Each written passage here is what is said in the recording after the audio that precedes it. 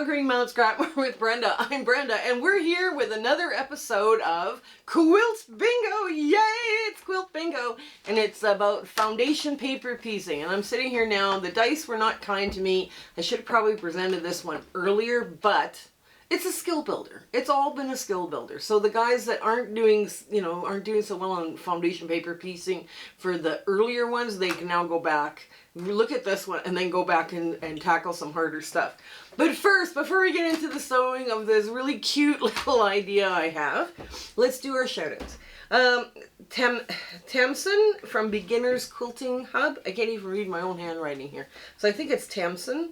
Yeah, you gotta go check them out. And Jenna Hall. Both, you got two shout outs today. Two shout outs. So both of them are doing really fun, cool stuff on their quilting channel. And I just wanted to point them out to you. Now, you know the drill. You go over there, you like what you see, you hit their like, share, subscribe button, and you tell them that Brenda from Conquering Mount Scrapmore sent you, right? I mean, this is it. I mean, this is what we do. We have so much fun doing this. Also, Twinkle Twinkle is going to happen right after Quilt Bingo. There might be one video, maybe not. Probably not. We're not going to do. We're going to get right into Quilt Bingo. Once Quilt Bingo's done, the next week will be Twinkle Twinkle, right? Because so many people are anxious to get Twinkle Twinkle started, and so am I, because I haven't sewn. This is the end of October, that last Monday just before Halloween, when we're filming this, and it's like I have not sewed a stitch on Twinkle Twinkle yet. So I really want to get it done too, and get it in the works, and get it, you know, past my pattern testers and everything else. We're gonna have some fun with this. This is gonna be a fun modern blog. Also, the Zoom sew dates are going to continue. My husband and I are kicking around a couple of different ideas like Google Work and all the rest of the stuff. So it might not be a Zoom sew date, but whatever it is, it's going to be in the show notes below. And it's the first Saturday of the month from 9 a.m. to 5 p.m. Mountain Standard Time, because I'm in Alberta, Canada. Making comments, share, like, subscribe, hit the bell. There's also a hype button that you can click, and that would help us out so much on our analytics. And we love hearing from you. So if you make comments, that's great. I mean, we love chatting with you and asking questions and all this stuff. It's all fun. We have a Facebook group that is warm and welcoming and growing very rapidly. And it hosts a virtual sewing room hosted under Discord, and it has numerous fun community chats, and we do fabric exchanges by country. And the admins have asked me to tell you guys, if you're part of that Facebook community and you want into our group, please answer the questions and agree to the rules. Otherwise, you're not getting in. I mean, we're trying to keep that group without the scammers and all the rest of the stuff. So we really do need you to answer the questions and agree to the rules. Also, I speak for free to quilting guilds and quilting groups about elements of design, making charity quilts, and working with scraps. I also have another speaking engagement ready for the end of December 2025. I'm just working basically now to get pictures, and I gotta sit down and have time to do that. So if you've heard from me before, you can now book me for the second speaking engagement. And yeah, so there's an email address under the About tab that you can email me, or if you're part of the Facebook community, just private message me through the Facebook group. I'm very quick at Facebook. I'm not so quick at emails. So just so you let you know. Also, if you have shout outs that you are seeing quilting channels doing some really cool, fun stuff, please send them my way. Please. You can either do it through the email, or again, private message through the Facebook group. I'd be very, very happy to give these people a shout out. It's, you know, we're just having so much fun with these shout outs, and people don't know that it's coming, and it's kind of a lovely little surprise for them. So I think that's it. Yes, it is. So come on in. Let's get to the sewing of foundation paper piecing, and we're doing leaves. Okay? Come on in. Okay, we're at the sewing machine, and what I have done is, of course, you'll find the PDFs, and you have to print 4 of them. And in the show notes, right, that's going to be your pattern. Now, what I have already done is I've marked and scored the back with my ruler so I can see my lines. I'm trying to get you guys to see these lines. Can you see them? Come on, focus a bit better. Well, I guess you can see them. So this also helps, doing this also helps perforate your paper a bit, making the papers easier to come out. Now, I'm going to just use like computer paper, right? I don't get the newspaper weight. If you got newspaper weight, yeah, you probably wouldn't need to do this. This also helps me line up my pieces, right? So that's kind of important. So anyways, I've already scored them, so that's good.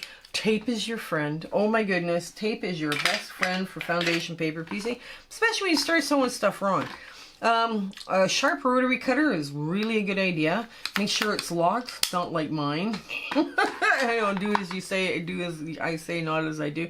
And a 1/4 inch ruler is helpful, but any ruler with a 1/4 inch marking will be helpful. This 1/4 inch ruler has a little beveled edge. I don't know if you can see that beveled edge. There, you can kind of see. Anyways, as you turn your paper back to do your trimming, this catches the fabric and the paper, right? So you get a really nice 1/4 inch. Now the newer ones, I understand, are a little wider, so they're a little safer to use, because when you're cutting this your fingers are pretty close to that rotary cutter. But, you know, do what you can. And let's get started. Now, what I do normally is I put, like if it's a really complex one, I write on here what is green, what is white, which ones are going to be white, which ones are going to be blue, you know, purple, and all the rest of the stuff. Because this one is very simple, I don't need to, right? But I do like to have that as an option, because it's kind of important that we, you know, especially if you get into a more complex one, you want that to, you know, be part of what you're doing, right? Like so you're not messing up what you're doing. Okay, let me get that just there. And so 1 and 2 is first up.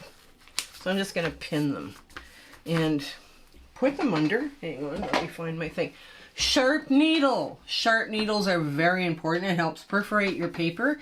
So as you're ripping off the paper, you're not ripping out your stitches. This is why sharp needles also used.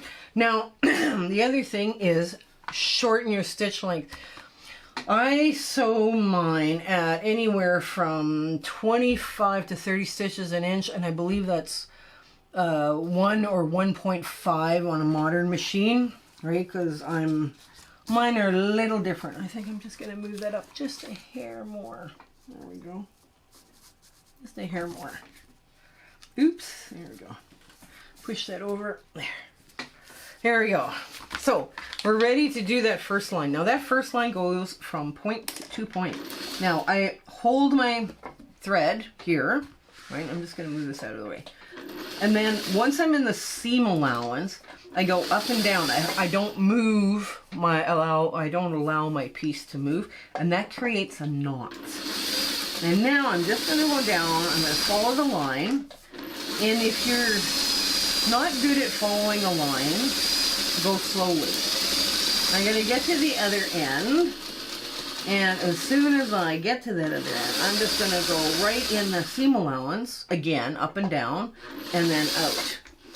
Now, once I'm there, I can pull this out, and I can get rid of my pin, and I can, you know what I'm going to do? I'm going to trim off this bigger green end so that I've got a bigger piece to work with in my scrap bucket. Right. So now you're making 4. So what I've decided is with mine, I did 4 different ones in different colors that matched my palette of my quilt, right? Which I'm working with, you know, blue, red, yellow, green.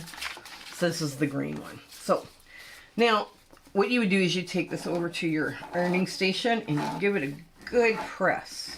I'm just going to press it right here with my nail, and I'm going to trim 4. So what I'm going to do is I'm going to trim size 4. There we go. Just trim it just like that. Put my 1/4 inch down. Oh, where is this? There we go. Now that piece is big enough it's going into my crumb bin. And now I've got 2 pieces of white. I pre-cut my stuff as to what I would need. So I'm just going to put this here. And if it overlaps, it overlaps. It's fine. right? If it goes too far, if it's too long, it's too long. It's big, no big deal. So again, I'm going to put this under, hold it, and let it bounce up and down in the seam allowance a bit. Make sure nothing has flipped or turned. There we go. And just follow the line. And now with this, you're just going to go 1/4 inch past that edge and go up and down a bit, you know, just to create a knot. That's going to give you your knot. Okay, and there we go. See, these are better when you have 2 at a time or a leader under, right? This is kind of a nice project to have a leader under on.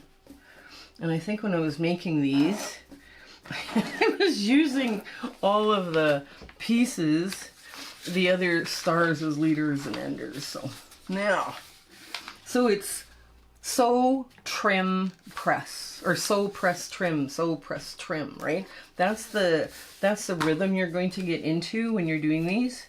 And it's kind of important. There we go. There. Now this little piece is going to the pet beds, and the other one is going into the, there, into the, what do they call it now? It's going back into my crumb bin. There. Now these, there we go. Let me just press that just like so. And I'm going to put that under. Now it's important, if I make a mistake, I'm going to show you guys how to fix it. But basically you would, if you do make a mistake, which is, you know, can happen, especially when you're learning to begin, the beginning, you're learning, and it's okay to make mistakes. Actually, you learn a lot from your mistakes. Pick your thread from the fabric side. That's so important, because you're going to mangle that paper and you won't be able to use it. And sometimes tape is your best friend, but sometimes if you mangle it too badly, you know, you're not going to have, it's not going to work for you. And let's see. And I say too, you know, of course, you know, there, we're just going to finger press this real sharp out of the way. I have fingernails that would cut through drywall, so, and not everybody does, but this is what we're looking at so far. Now we're going to take 5. Where's 5? We're just going to continue going in order.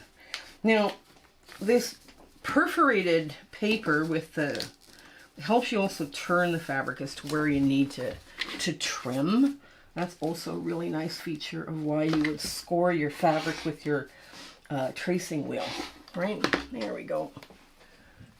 Another one for the crumb bin. Okay. There we go. And just like that, we're just going to line that up. Yeah. Now I'm being very careful. Now that I'm filming, I probably won't make a mistake. Boy, the other day I was just like, oh, Lord. Now, there we go. Yeah. And again, you do the hopping up and down in the seam allowance just to create that knot. That's always a nice thing to do. There we go. And there. And final piece. It's always nice when you have, if you're doing a lot of this, let's say you were doing a quilt of these leaves, right? And you were just, you know, having fun. You're putting all sorts of crazy wild colors. It wouldn't have to be green. It could be any color you want, right? Because you're going to see the other ones come together here too, right? If you wanted to, you know, you could do quite a few of these and have all of your, there's certain sizes that are going to work better than others, right? So for instance, if you lay this across here to here, you know, 3 1/4 strips work best on the leaf, where a 2-inch strip, you know, a 2-inch strip, 2.5-inch strip works better on the sides. The 2-inch strip works better here. Like you once you start piecing it like that, where you're just using strips and cutting off strips, this goes really quickly. And, you know, like, then you can play around with what you want to do with the fabrics. Okay, and here we go. I'm going to lay that down just like so. And that helps you make your foundation paper piecing a little more efficient as well. There we go.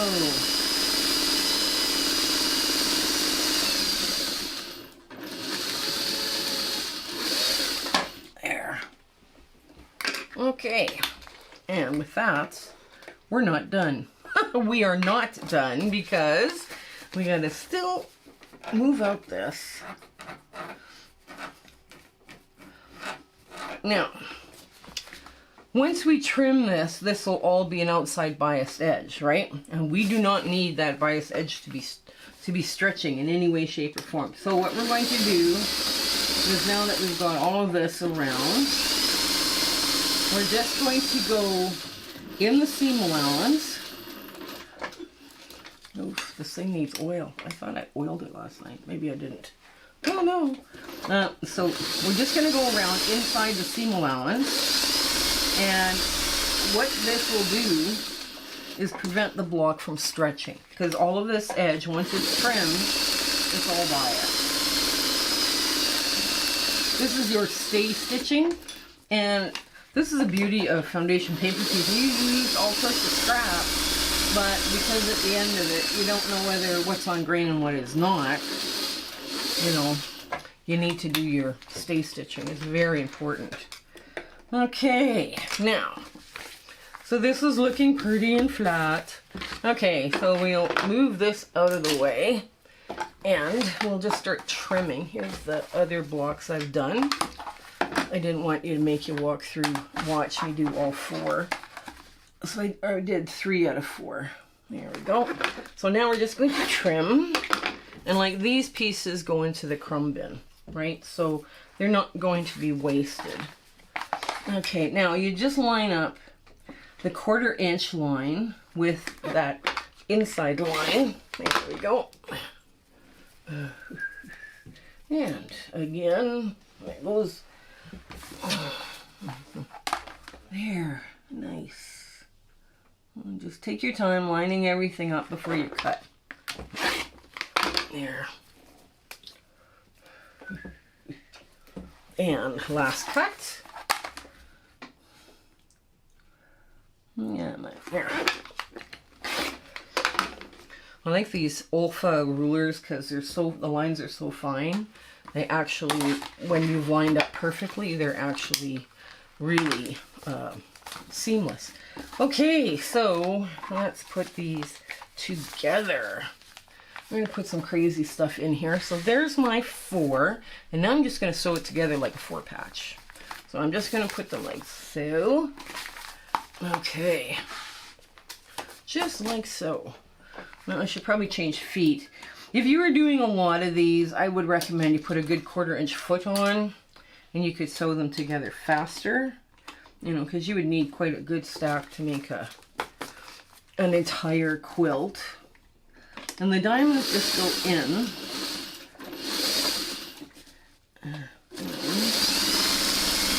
There. This is a good one too. Like if you have weird leftover pieces from all of your sewing, you know, like all of this sewing at the end. These next 3 blocks are perfect for that, you know. Let's get rid of all the little stuff. You know, just perfect. Perfect ones to use.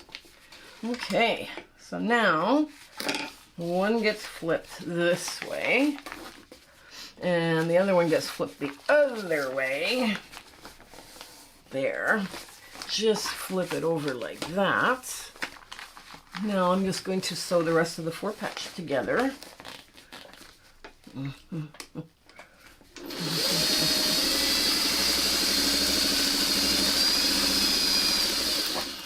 Okay, now I'm going to make sure I'm going to cut that little bit in between, that little thread that's holding them together, just so I can get really get in there and get a good match. Because I want nice sharp points on my block. And Here we go. So, okay. Now, with this, you're going to see, open it up, and you're going to see the twisting. Now, we're going to twist this open just so there's less bulk right there, because that's a really bulky seam in there. And we just want to pop open 1 or 2 more stitches, just so you can get it lying a little flatter. Once you take the paper out, this one will lie a little bit flatter, but right now there's a bump because of all the paper, right? So once you take all the paper out, then it will create a nice flat piece. And because all the stay stitching has been done all the way around all these blocks, that's it. Now you could have waited to do all of your stay stitching at once you put all 4 together. That's up to you. But you know, it's whatever you choose to do. But that now is where your block is going to go flat. So let's get to our ta-da moment. Okay, so here we are at our ta-da moment. So this is the block we finished for you, and this, like I say, this one's just basically a leaf. You could do this pattern for an entire quilt and do every single piece of these in the color bits a different color, and it would look like a 4-pointed star. They're kind of a neat way to play around with color and all this. This is a really versatile little block.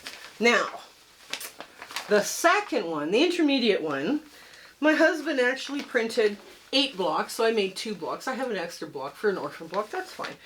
These are perfect to use up your little bits of the fabric that you've already pulled. You don't want it to go back in your stash, right? So I decided to go really scrappy and really crazy with both of these. And I provided unity in the block by making it all the same background color. Like, so it's all the same, like green and blue, dark blue polka dot. But both of these are a lot of fun. And you could put either one into a quilt and it would look great. So that's block number 2. That's the intermediate one. The hard, now, I was at a sew date on Discord with my friends. I had to pull this block apart because I couldn't get it turned the right way, so be careful when you're doing this. And then when I turned everything the right way, I realized I did not have it set up with the darks across from the medium. So this is what the hard looks like. And yes, you need this orientated in the center the right way, otherwise it doesn't look right. But this would be an absolutely fabulous quilt on a bed. Now, what I should have done is put the red up here, right? Like, or the blue up here. Yeah, so that they cross, like the darks cross and then the mediums would cross, right? This way. But I didn't. And everybody said it looked great. And I was like, it could be a little more balanced if I did it that way. And if I was to redo this block, let's say in an entire quilt, that's what I would make a note of. You know, darks would chain across, your mediums go the other direction, right? And then you would have a chaining effect throughout your entire quilt. That's kind of important to remember. But anyways, I do hope you're giving these a try. I've had so much fun doing these. Now the one thing we've got left now is free space. And I'm pretty much, yeah, like this is where we're going with this. It's we had so much fun doing these. I just very much enjoyed these. And it's kind of sad in the way that they're ending, but I made it. I finally did all of them, and I can make a couple of quilts, or 3 quilts, or 3 couch size throws, or I could make 2 twin size. I haven't figured out which way I'm going yet, so this is why we're just mouthing off stuff. That's okay. But anyways, I hope you've been sewing along and building your skills and having a good time. Okay, and you stay well and take care until we see each other again. Okay, bye! My husband and I would like to thank you for all of your support and watching our videos and sharing and liking. It has just been, you've put us on such an amazing journey and we are having so much fun. I hope everything is going so well in your life and, you know, your 1/4 inch is perfect. Everything is working out for you. And we're just so happy to be part of your life and you having, like I say, you're watching us. I was just so thrilled that you're doing that. So I want to say goodbye and I want to thank you with all my heart. Okay? Take care. Bye.